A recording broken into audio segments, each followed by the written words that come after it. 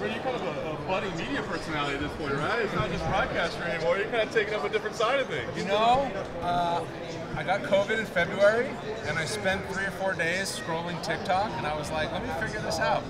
And I figured out that it's a heck of a lot of fun. And then Strickland has to go and ruin it for all adult men who are on TikTok at the press conference today. But no, man, it's been fun to just branch out, do some different kinds of content, use my weird sense of humor in whatever way I can. Did you take Sean's comment personally today? You know, I'm planning a TikTok for later that will use it, and everything can just become content, as you guys know. Turn it all into something on a screen, and that's the world we live in.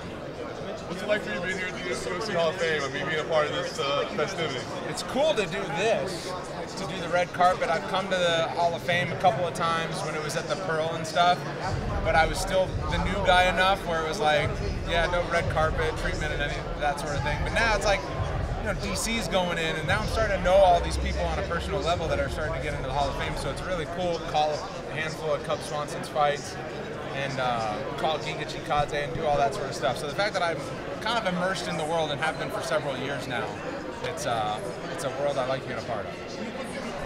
Question. Go ahead. I was just going to ask a fun one. What fighter would you want to do a TikTok with? And what would your dance, or what would it be? See, that's the misconception.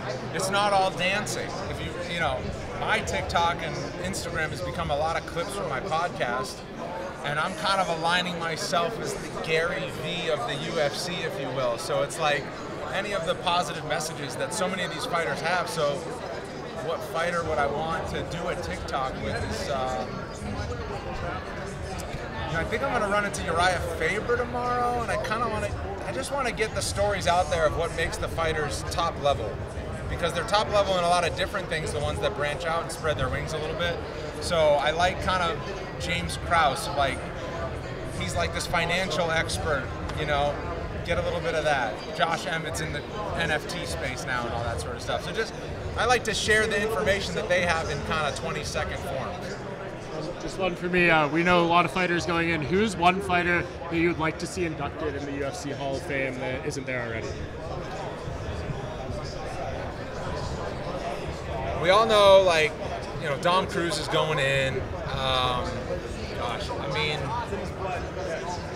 this is tough, this red carpet on the spot thing where you don't have like a name like right off the top of your head. Who should be in the Hall of Fame that isn't already in the Hall of Fame? Let's go with Dom Cruz. Well, he's not retired yet. Who's retired? Give me some names. I can't think of any. I feel fine if I stumped you. I mean, this is a good achievement. I can't think of like the next names on the list, the recent retirees. Hey, how about this? Joanna Jędrzejczyk will be in the Hall of Fame. She just retired.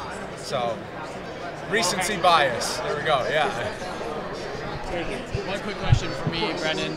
To see you talk about wanting to tell these fighter stories about how they got to such a high level, what made DC and Khabib such high-level athletes that have been able to put themselves in a position to be here today in your opinion? Well, so many of their stories have to do with wrestling. And like Josh Emmett told me recently that a 7-minute wrestling match is harder than a 25-minute MMA fight. So I think obviously you're looking at DC, Team USA, Khabib, his wrestling credentials. If you're in a wrestling room and if you go through that season and those practices, and they're not fighting 3 times a year, they're cutting weight weekly. They're in hundreds of matches over the course of their high school, college careers, anything outside of that world-class competition-wise. So I think what you're seeing is wrestling is so good athletically. It's such a good base for mixed martial arts. And between the ears, it forces you to just go through the grind all the time. And if you don't love it, you're not going to stay with it. So it forces you to find something that you love and to really pursue it despite the many ups and downs that it brings.